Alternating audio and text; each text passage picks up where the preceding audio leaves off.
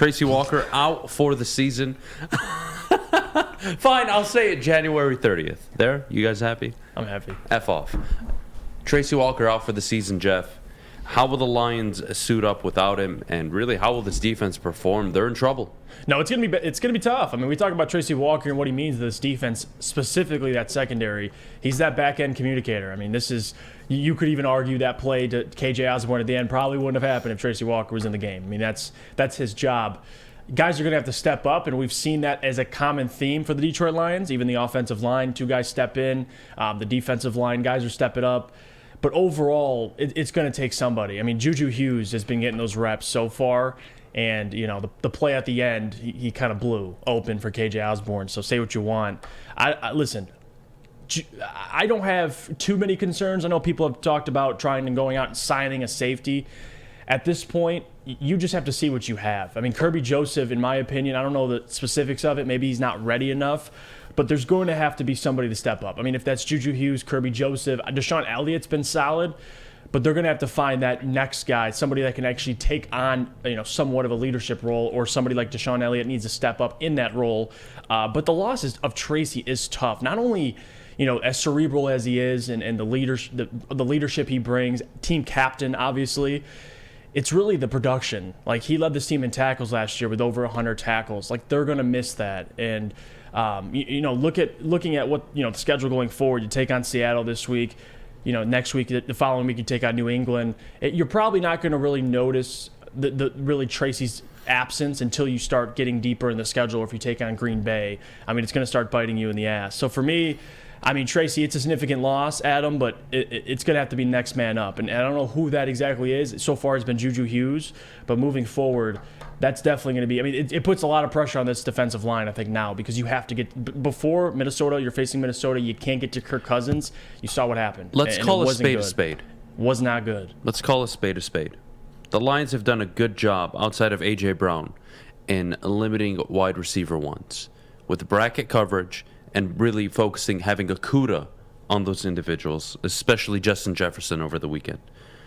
Once you get past Seattle, even, you know what? I won't even look past Seattle. You do have DK Metcalf. You do have Tyler Lockett. And I don't believe you are going to have the luxury without a Tracy Walker to really scheme the way you want to. And what concerns me is it's a season-ending injury. Miami comes to town on the 30th.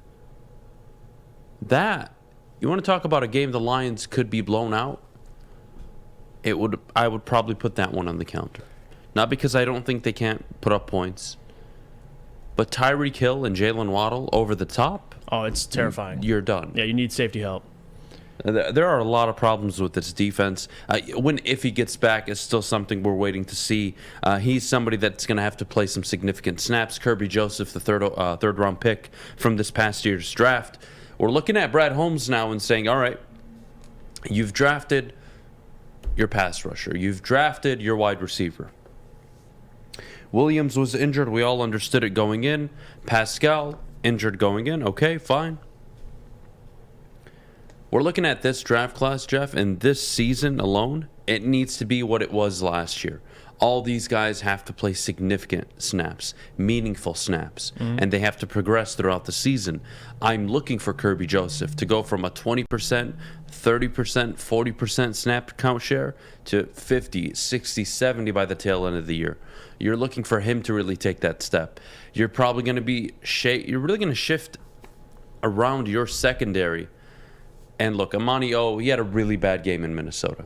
It was really bad. But that's not how... But that is not the performance he has been giving you, not only dating back last season, but even early on in the season. So I'm not going to scold him after one performance when he's shown a lot of good things. But this secondary needs help. And whether it's a trade, whether it's a free agent signing, you are going to have to consider all options. Because, Jeff, you watched the game on Sunday? No pass rush. And I don't know what the deal with Aiden Hutchinson is, and I'm not sure what's going on with his quad. But if he's not right, sit him for a damn week or two and let him come back healthy. This playing through injury, it's great and all until they get hurt for the rest of the year. There's no point.